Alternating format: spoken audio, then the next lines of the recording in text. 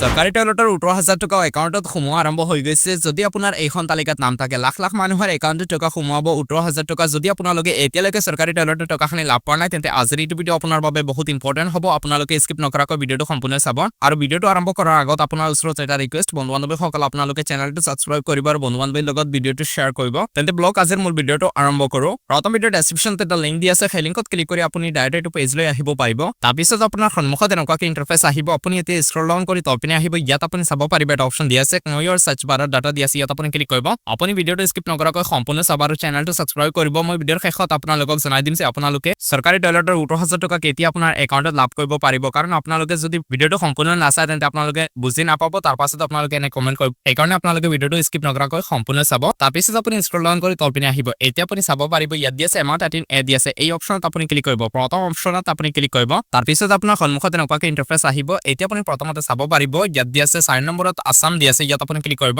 তাৰ পিছত আপোনাৰ সন্মুখত এনেকুৱাকৈ ইন্টাৰফেস আহিব ইয়াত অসমৰ গোটেইকেইটা ডিস্ট্ৰিক্টৰ নাম আহিব ইয়াৰ পৰা আপুনি আপোনাৰ ডিস্ট্ৰিক্টৰ নাম উলিয়াই আপুনি আপোনাৰ ডিস্ট্ৰিক্টৰ নামত আপুনি ক্লিক কৰিব তাৰ পিছত আকৌ তলত আহিব এতিয়া আপুনি চাব পাৰিব আপোনাৰ ডিস্ট্ৰিক্টৰ এৰিয়াত যিমান ব্লক আছে সেই ব্লক এটাৰ নাম ইয়াত আহিব ইয়াত আপুনি আপোনাৰ ব্লকৰ নামত আপুনি ক্লিক কৰিব তাৰ পিছত আপোনাৰ সন্মুখত এনেকুৱাকৈ ইন্টাৰফেস আহিব এতিয়া প্ৰথমতে আপুনি চাব পাৰিব ইয়াত দি আছে পঞ্চায়ত নাম ইয়াত আপোনাৰ পঞ্চায়তৰ নামটো থাকিব আৰু আপোনাৰ পঞ্চায়তৰ এৰিয়াত কিমান মানুহৰ ২০২৫ বৰ্ষত নাম আপলোড হৈছে আৰু কোনসকলে টকাখিনি একাউণ্টত লাভ কৰিব পাৰিব ইয়াত আপুনি চাব পাৰিব এটা অপচন দি আছে interact by district block and upload application from citizen portal দি আছে সিটিজেন পৰ্টেলৰ ফালৰ পৰা যিসকলে আবেদন কৰিছিল এছপিএম পাছটো যিসকলে ইয়াত আপুনি চাব পাৰিব এছপিএম পাছটো দি আছে এছপিএম পাছটো যিসকলে আবেদন কৰিছিল সেইসকলে লাভ কৰিব পাৰিব আৰু কিমান মানুহে লাভ কৰিব পাৰিব ইয়াত আপুনি চাব পাৰিব প্ৰত্যেকটো পঞ্চায়তত কিমান সংখ্যা দি আছে ইমান মানুহৰ নাম আছে লিষ্টত কিন্তু এই কেইজন মানুহৰ নাম কেৱল মাত্ৰ আপলোড কৰা হৈছে এতিয়া আপোনালোকে লিষ্টত আপোনাৰ নামটো কেনেকৈ চাব পাৰিব মই ইয়াত আপোনালোকক দেখুৱাম আপুনি ওপৰত আহিব ইয়াত আপুনি চাব পাৰিব অল ফাইনান্সিয়েল ইয়াৰ দি আছে ইয়াত আপুনি ক্লিক কৰিব ক্লিক কৰাৰ পাছত এতিয়া আপুনি চাব পাৰিব ২০২৪ আৰু ২৫ বৰ্ষ দি আছে এই অপচনত আপুনি ক্লিক কৰিব ২০২৪ আৰু ২৫ বৰ্ষ আপুনি সিলেক্ট কৰিব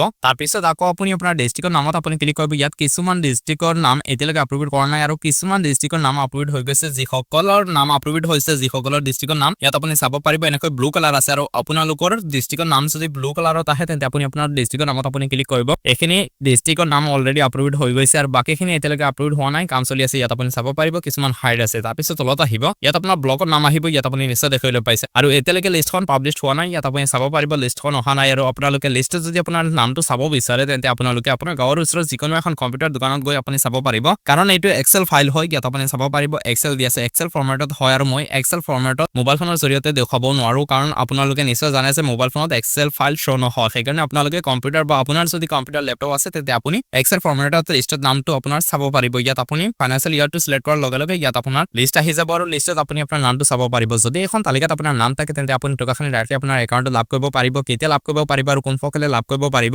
২০২৫ বৰ্ষৰ যিখন ফাইনেল তালিকা আহিছে সেইখন তালিকা মোবাইল ফোনৰ জৰিয়তে কেনেকৈ উলিয়াব পাৰিব মই নেক্সট ভিডিঅ'টোত আপোনাক দেখুৱাম সেইকাৰণে আপুনি চেনেলটো সাবস্ক্ৰাইব কৰি ৰাখিব আৰু বন্ধু-বান্ধৱীৰ লগত ভিডিঅ'টো শ্বেয়াৰ কৰিব সো ফ্ৰেণ্ডছ আজিৰ এইটো ভিডিঅ'তে এইখিনি আছিল আশা কৰিছো আপোনালোকে নিশ্চয় বুজি পাইছে